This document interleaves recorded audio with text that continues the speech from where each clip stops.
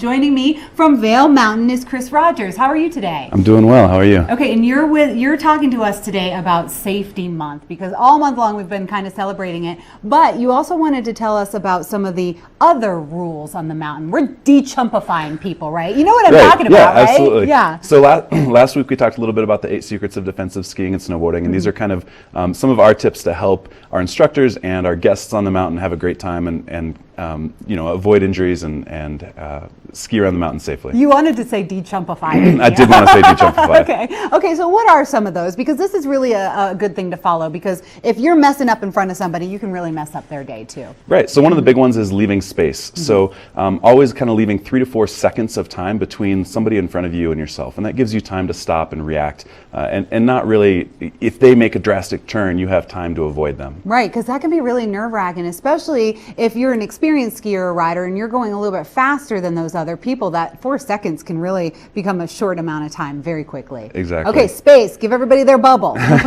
Perfect. The next one is leaving an escape route. So this is very similar to when you're driving. Like, you always want to know, if somebody breaks in front of you, where can you go? And always kind of having that in the back of your head. If you're stopped on the mountain and somebody out of control approaches you, where are you going to move? Are you going to move left or right? And just always having that in the back of your mind. Right, that's a good one. Okay, we have some. These are the last 4. You went over the first 4 last week. So own the zone. I kind of like that. Yeah, so own the zone is thinking about zones on the mountain. So we have 5,000 acres at Vail, quite a bit of terrain at Beaver Creek as well, and there's only a few hundred acres of that we mark as slow zones. So when you're in those slow zones, it's really your responsibility to make sure that your speed matches the conditions and the congestion around you. So ski fast, have fun when you're out on the mountain. When you get into those slower zones, paying attention to your speed and how it relates to the people around you. Well, and you know what I notice a lot, and you're with ski school, so is that when you have a ski school instructor, you've got like 6 little ducklings following behind that person. So, get out of their zone. Just remove yourself from that zone. Exactly, and those little ducklings don't necessarily know what they're doing yet. Exactly. So making sure that you're kind of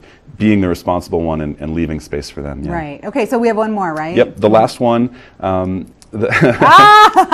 were put the screen back up. Chris needs a little help, because we were busting you in the green room. We're like, what are all of those 8? So I think you got me thinking about it. I know, you're overthinking it. The last one is heads up to change up, and that one's really about everything else is great. The responsibilities code is great. Everything else that we do is great. But at the end of the day, when you're making a turn, or when you're changing what you're going to do, keeping your head up and looking around you and kind of reevaluating everything. If you're making nice little tight turns down the run and then you're going to turn left, check your blind spot to your left. Definitely. Or if you're going to turn right, check your blind spot to your right. And these little things that we can do to help protect ourselves and keep ourselves safe. Right, and keep other people safe too, because there's a lot of collision. Well, there's not a lot of collisions, but when a collision happens, usually there's broken bones involved. Yep. So have you been skiing lately? I have been. I've been out quite a bit lately. Yeah, it's good. It is really good. Did you hear about the snow coming on Saturday? Yes. Looking forward to it. If people, here's one where people could call ski school, because skiing in powder is a totally different beast. Totally different beast, and we have some of the top pros in the world working for us, both here at Vail and Beaver Creek.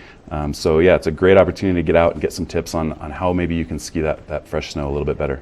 Chris, just give us a little secret. What would you tell people to ski on Vail today? If I was heading out today, I would definitely go out towards blue sky, and Cloud 9's groomed. It should be awesome snow. The temps have stayed cold, the snow's squeaky and dry, and real fun on the grooming. And there's a picnic area right at the top of blue sky too. I've been trying to tell people how much fun it is to get outside on warm days like this and just have a picnic on the mountain. Yeah, exactly. Okay, thank you so much for those tips. I think anybody that paid attention to that is going to look really cool on the mountain and ski even better. So Chris Rogers, thank you so much. Chris is with Vail Safety Month. Vail Safety Month starts to wrap up, so if you haven't registered for your GoPro yet, make sure you do that. We're going to head up to Beaver Creek. From Vail to Beaver Creek, we have a little bit of everything here on Good Morning Vail, and Ken Hovey is hanging up at the Beeve.